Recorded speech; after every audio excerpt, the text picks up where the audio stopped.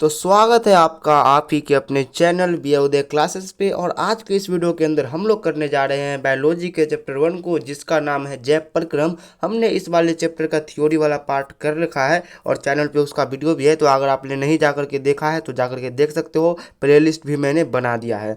तो आज इस चैप्टर का बारी है इसके ऑब्जेक्टिव क्वेश्चन को करने की। तो चलिए करना स्टार्ट करते हैं।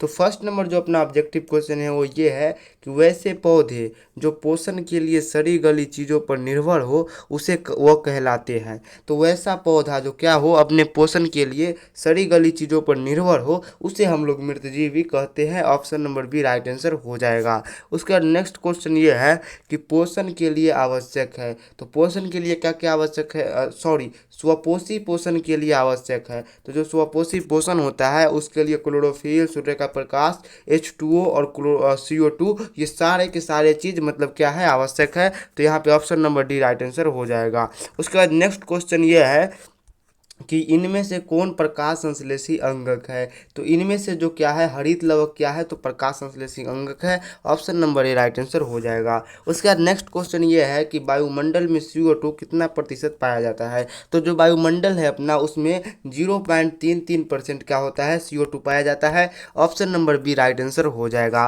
उसके बाद जो नेक्स्ट क्वेश्चन है वो ये है कि इनमें से किसके द्वारा अमीबा अपने भोजन का अंतर्ग्रहण करता है। तो कूटपात एक ऐसा अंग है अमीबा का जिसके द्वारा क्या करता है अमीबा, तो भोजन का अंतर्ग्रहण करता है। ऑप्शन नंबर ए यहाँ पे राइट आंसर हो जाएगा। ठीक है। उसके बाद जो नेक्स्ट है वो ये है कि ग्रहणी इनमें से किसका भाग है। ठीक है, ये क्वेश्चन है कि ग्रहणी इनमें से किसका भाग है। तो जो ग्रहणी होता है ये क्या होता है, छोटी आंत का भाग होता है और छोटी आंत का पहला भाग होता है। Option number C right answer हो जाएगा। उसका जो नेक्स्ट है वो ये है कि वे सारी क्रियाएं जिनके द्वारा जीवों का अनुरक्षण होता है कहलाता है। तो वो सारी क्रियाएं जिनके द्वारा क्या हो जीवों का अनुरक्षण हो उसे हम लोग क्या कहते हैं, जैव प्रक्रम कहते हैं। Option number D right answer हो जाएगा। उसका जो नेक्स्ट क्वेश्चन है वो ये है कि प्रकाश संश्लेषण से किस पदार्थ का निर्माण होता है। तो जब प्रकाश संश्लेषण होता है तो इस पूरी की पूरी क्रिया यानी कि प्रकाश संश्लेषण की क्रिया से कार्बोहाइड्रेट का निर्माण होता है। Option number C right answer हो जाएगा। उसके बाद नेक्स्ट क्वेश्चन ये है कि गोबर छत्ता में किस प्रकार का पोषण होता है। तो जो गोबर छत्ता होता है उसमें जो पोषण का प्रकार होता है उसे हम लोग कहते हैं मृतजीवी पोषण, यानी कि गोबर छत्ता में मृतजीवी पोषण होता है। Option number C right answer हो जाएगा। उसका नेक्स्ट क्वेश्चन ये है कि मनुष्य के दांत की सबसे ऊपरी परत क्या है। तो जो मनुष्य का दांत होता है उसका जो सबसे ऊपर वाला परत होता है उसे हम लोग इनामेल कहते हैं। और इनामेल क्या होता है, तो दांत का सबसे मजबूत परत होता है। उसका नेक्स्ट क्वेश्चन ये है कि इनमें से कौन अवशेषी अंग है। तो इन चारों में से अपेंडिक्स एक ऐसा अंग है जिसे हम लोग अवशेषी अंग भी कहते हैं। तो option number C right answer हो जाएगा। उसका नेक्स्ट क्वेश्चन ये है कि इनमें से किस संरचना के कारण मुख गुहा से भोजन श्वास नली में नहीं जा पाता।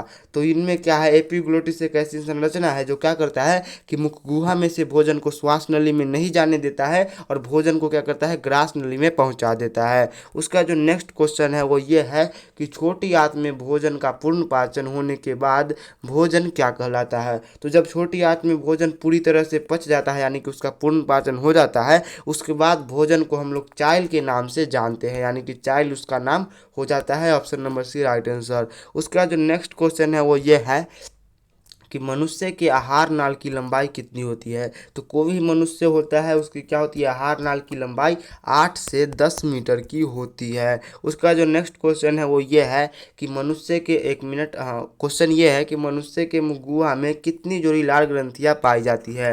तो जो मनुष्य का मुखगुहा होता है उसमें 3 जोड़ी लाल ग्रंथियाँ पाई जाती है। Option number B right answer हो जाएगा। उसके बाद जो नेक्स्ट क्वेश्चन है वो ये है कि मानव शरीर की सबसे लंबी ग्रंथि कौन सी है।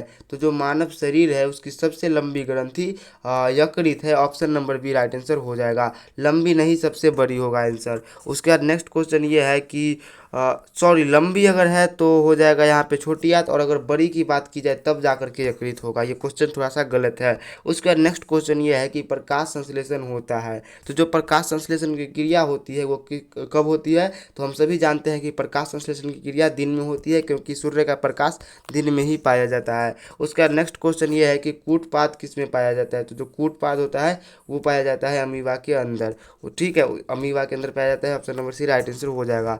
उसका जो नेक्स्ट क्वेश्चन है वो ये है कि क्लोरोफिल वर्णक का रंग होता है, तो जो क्लोरोफिल वर्णक होता है उसका रंग होता है हरा, हमने पढ़ रखा है। Option number A right answer हो जाएगा। उसका नेक्स्ट क्वेश्चन ये है कि मैग्नीशियम पाया जाता है, तो जो मैग्नीशियम है ये क्लोरोफिल वर्णक में पाया जाता है। ऑप्शन नंबर ए यहाँ पे भी राइट आंसर हो जाएगा। उसका जो नेक्स्ट क्वेश्चन है वो ये है कि जीवन की एक महत्वपूर्ण विशेषता है, तो कोई भी जो जीवन है उसकी एक महत्वपूर्ण विशेषता ये है कि वृद्धि। ठीक है, जीवन अगर है तो उसमें वृद्धि होती रहती है, और ये महत्वपूर्ण विशेषता है। उसका जो नेक्स्ट क्वेश्चन है वो ये है कि बसा का पाचन कौन करता है? तो जो भोजन में बसा पाया जाता है उसका पाचन करता है lipase. Option number C right answer हो जाएगा। उसका नेक्स्ट क्वेश्चन ये है कि कौन सी क्रिया सभी जीवों के लिए आवश्यक है? तो श्वसन एक ऐसी क्रिया है जो दुनिया पे जितने भी जीव है उन सब के लिए आवश्यक है। Option number C right answer हो जाएगा।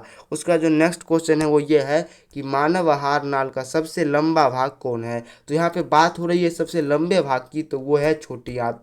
नाम तो इसका छोटी आंत है, लेकिन यह हमारा आहार नाल का सबसे लंबा भाग है, जिसकी लंबाई 6 से 8 मीटर तक होती है। उसके बाद नेक्स्ट क्वेश्चन ये है कि प्रकाश संश्लेषण की क्रिया होती है, तो जो प्रकाश संश्लेषण की क्रिया होती है वो होती है हरों पौधों में, उसके अलावा कोई भी जीव में नहीं होती है। तो आज के इस वीडियो में इतना ही, मिलते हैं किसी और वीडियो में।